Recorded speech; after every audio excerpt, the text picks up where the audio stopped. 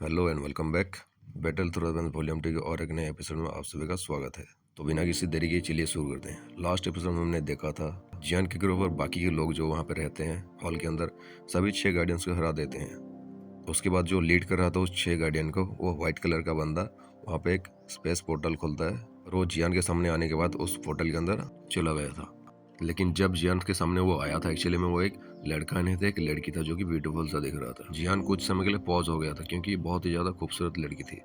बहुत करीब से देखने के बाद ऐसा पता चलता कि ये तो बहुत ही ज्यादा खूबसूरत लड़की है, इससे खूबसूरत कोई बंदी होगी ही नहीं इस दुनिया में। जब वो लड़की चली जाती है उस पोर्टल के अंदर, जियान भी उसके पीछे पीछे चला जाता है। कुछ समय तक उस पोर्टल के अंदर जाने के बाद वो दूसरी साइड में निकल रहे हैं। जब वो निकल रहे हैं तो जो लड़की व्हाइट कलर ड्रेस में जा रही थी वो अपना व्हाइट कलर कपड़ा को रिमूव करती है। उसके सामने बहुत ही ज्यादा डेलिकेट सी बड़ी आती है। उस लड़की के सर पे एक बैम्बू का हैट रहती है और उसके पैरों में रहती है एक कमल। अभी आगे ये episode number 46। Boom boom 2 blast होता है और खाली जगह में एक पोर्टल खुलने लगता है। वहां से निकलती है एक लड़की और उसके पीछे आता है जियान। जियान उसका तारीफ करते हुए बोलती है कि सीनियर का बहुत ही अच्छा आई साइट है।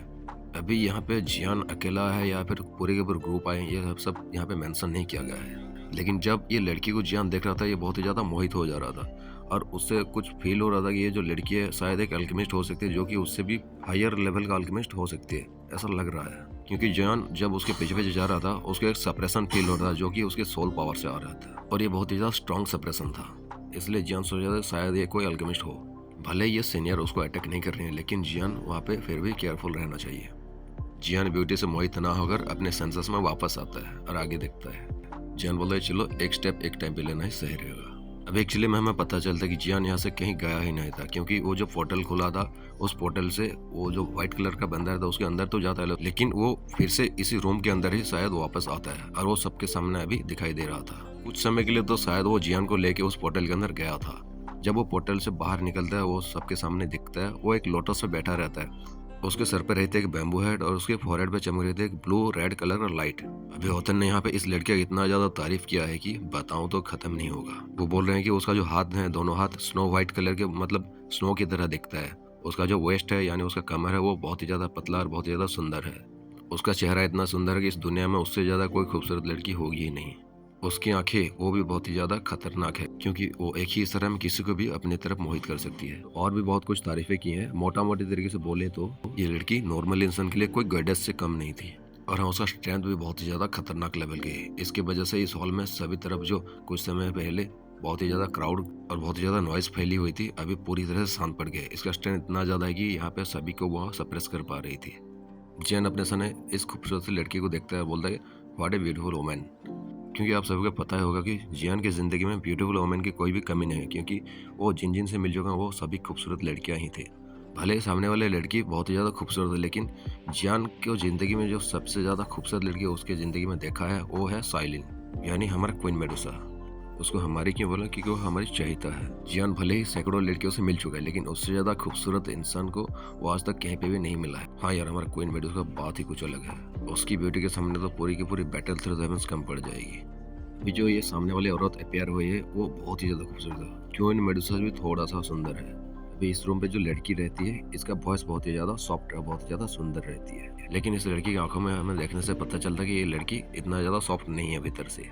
अगर ऐसी लड़कियों के बारे में हम सोचें तो हमें पता चलता है कि ऐसी लड़कियां जो रहती हैं बाहर से बहुत ही ज़्यादा हॉट ऑरा को रखती हैं लेकिन अंदर से बहुत ही ज़्यादा कोल्ड ऑरा को रखती हैं। ऐसी लड़कियों के बारे में इतना ज़्यादा अच्छा से जाना नहीं जा सकता। जियान थोड़ा सा पजल हो जाता है। वो हीरो की तरफ देख के पूछता है कि यार ये लड़की है कौन। हीरो जो कि पहले से थोड़ा सा कंफ्यूज थे वो जियान की तरफ देख के चुप रहे थे और वो अपने मन ही मन में थोड़ा सा जेलस फील कर रहे थे इस लड़की को देख के। अब इतना ज़्यादा खूबसूरत से लड़की अगर सामने आ जाएगी तो कोई भी तो जेलस होगा ही ना। लड़कियों के स्वभाव में थोड़ा सा जेलसी रहती है। क्या पता हीरो को ऐसा लग रही हो कि जियान उसको छोड़ के उसके पास चला जाए, लेकिन ये तो एक मैटर ऑफ टाइम है। आगे क्या होता है देखना पड़ेगा। बादशाह जो भी वो यहाँ पे जितने भी बंदे रहते हैं वो सभी को इग्नोर करता है। हीरो बोलते हैं कि मुझे भी इसके बारे में कुछ पता नहीं क्योंकि मैंने इसे पहले कभी देखा नहीं कहीं पे। जो एल्डर बाइसन रहते हैं वो थोड़ा सा इसके तरफ देख के बोलते हैं कि ये लड़की एक होटल के अंदर छुपी हुई थी और उसके सामने एक व्हाइट कलर का ड्रेस वाला बंदा था।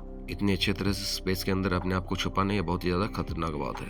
ये एबिलिटी ऑर्डिनरी लोगों के पास नहीं होती। ये जो वुमेन है ये बहुत ही ज्यादा ऑर्डिनरी नहीं है। इसकी बैकग्राउंड बहुत ही ज्यादा स्ट्रांग होगी।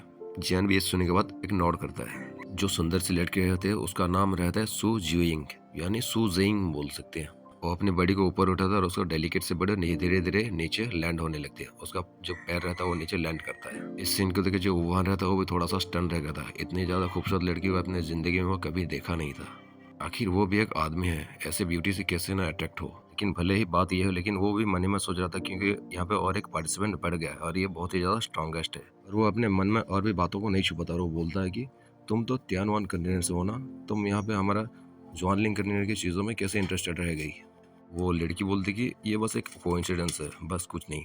ये कहने के बाद वो एक स्माइल के साथ वो वुहान की तरफ देखने लगती है और उसके बाद वो व्हाइट क्लॉथ ओल्ड मैन की तरफ देख के बोलते कि सीनियर यहाँ पे बहुत ही सालों से, हजारों सालों से इसको गार्ड कर रहे हैं और अभी वक्त आ गया कि वो हम यंग पीपल को ग्रेट फॉर्च्यून को लेने के लिए दें। ये कहने बाद वो लड़की वो व्हाइट क्लॉथ ओल्ड मैन की तरफ देखने लगी थी। तभी जो व्हाइट क्लॉथ ओल्ड मैन रहता है वो बोलता है कि ठीक है, तुम सब तैयार हो जाओ और जिनके पास कोई अच्छा सा फ्लेम ना हो वो लोग ना आए तो ही अच्छा रहेगा, नहीं तो वहाँ पे मारे जाएंगे। वो व्हाइट रोब्ड मैन हंसने लगा था। वो बोलता है कि चलो तुम सब तैयार हो जाओ, लेकिन मेरे बात को याद रखना। अभी सभी लोग को ऐसा लगने लगा था कि इतना दूर आने के बाद भी ये बहुत ज़्यादा वेस्ट है कि जब तक उनके पास एक अच्छा सा फ्लेम नहीं रहता, बहुत ज़्यादा पावरफुल, वो उसके अंदर जा नहीं सकते और ग्रेट फॉर्च्यून को ले नहीं सकते। वो लोग जियान की तरफ गुस्से से नज़रों से देखने लगे थे क्योंकि वो जानते थे जियान के पास एक बहुत ही ज़्यादा पावरफुल फ्लेम है। फैंगली, वुहान और बाकी जो लिविंग डेड वगैरह रहते हैं वो सब देखते हैं उस तरफ और अपने मन में एक साई करते हैं। वो लोग ऐसे यहाँ पे गिव अप नहीं कर सकते। कुछ लोग जो रहते हैं वो थोड़ा सा भी एंडोर नहीं कर पाते, वो चलते हैं कि वो सोचते हैं चलो अच्छा वो हम ग्रेट फॉर्च्यून को ना ले पाए, लेकिन वो जो स्केलेटन के साइड में छोटा छोटा जो ट्रेजर्स रखे हैं उसको ही ले लेते हैं जाके। और ये कहने के बाद वो सब चले गए थे उस स्केलेटन के पास। उस स्केलेटन के थोड़ी दूर पे आते हैं तो उनका जो बॉडी रहता है वहाँ पे ब्लास्ट हो जाता है और वहाँ पे उनकी सोल का एक टुकड़ा भी नहीं रहता, पूरी तरह से डिस्ट्रॉय हो जाता है। ये देख के चारों तरफ जो लोग रहते हैं एक खौफ में आ जाते हैं। तभी जो व्हाइट रोब्ड मैन रहता है उसका ऑरा रिलीज होता है। हम देखते हैं कि उसका ऑरा बहुत ज़्यादा खतरनाक था। एक 5 स्टार एम्परर लेवल का बंदा, यानी एक स्ट्रॉन्ग 5 स्टार डूडी। अभी इसके पास जाने की कोई भी कोशिश नहीं करता क्योंकि अभी अभी इसके पास कितने लोग जो गए थे वो पूरी तरह से खत्म हो चुके, उसका एक टुकड़ा भी नहीं बचा है। कुछ लोग वहाँ पे गुस्से से अपनी दांती को मिसने लगते हैं, बोलते हैं डैम, क्या हम इतना दूर कि यहाँ पे हम हार मान जाएं? क्योंकि हम सभी को पता है कि यहाँ पे जितने लोग भी पहुंचे हैं इस हॉल के अंदर बहुत ही ज़्यादा खतरों के सामने करके यहाँ पे आए हैं। वे भी आके ऐसे सिचुएशन में गिर गए हैं कि वो एक दो-धारी तलवार के बीच में लटके हुए हैं। इधर गिरे या उधर गिरे, दोनों तरफ कटना ही है। वो सब फील करते कि यहाँ पे 3 स्टार ड्यूडी या 4 स्टार ड्यूडी कुछ था जिनसे वो लड़ने की हिम्मत कर सकते थे, लेकिन जो 5 स्टार ड्यूडी बहुत ही ज़्यादा अलग चीज़ है। ये सभी अपना स्ट्रेंथ को मिला दें तब भी इस 5 स्टार ड्यूडी से वो लोग कभी भी जीत नहीं सकते। उन लोगों का मरना तय है, इसलिए वो हिम्मत नहीं करते। और वैसे भी सभी बंदों को यहाँ पे एक एक इमोर्टल लेवल का फाइटिंग स्किल मिल चुका है उन गार्डियन लेवल से जिन गार्डियन से वो लोग लड़ रहे थे। और भी ऐसे कुछ ट्रेजर या फिर ऐसे चीज़ें छिपे हैं इस रूइंस के अंदर, अगर वो ढूंढते हैं तो उनको मिल जाएगा और वो अगर लकी रहते हैं तो शायद वो इस ग्रेट फॉर्च्यून को लेने के लिए काबिल नहीं है। लोग हेल्पलेस तरीके से यहाँ से जाने के डिसीजन लेते हैं जितने लोग यहाँ पे काबिल नहीं है, और शायद बहुत सारे लोग यहाँ से चले गए थे। सभी लोग जाने के बाद जियान इस लड़की की तरफ देखता है और बोलता है कि अगर तुम इतना ज़्यादा पावरफुल हो तुम अपना स्ट्रेंथ को यहाँ पे क्यों सप्रेस कर रही हो। अभी वो ब्यूटीफुल सा लेडी व्हाइट कलर ड्रेस पहने हुए है, उसके दोनों तरफ रहते हैं वो इंजर्ड 6 गार्डियंस। जियान उससे बात कर रहा था, यूरो नीचे खड़ी रहती है केयरफुली।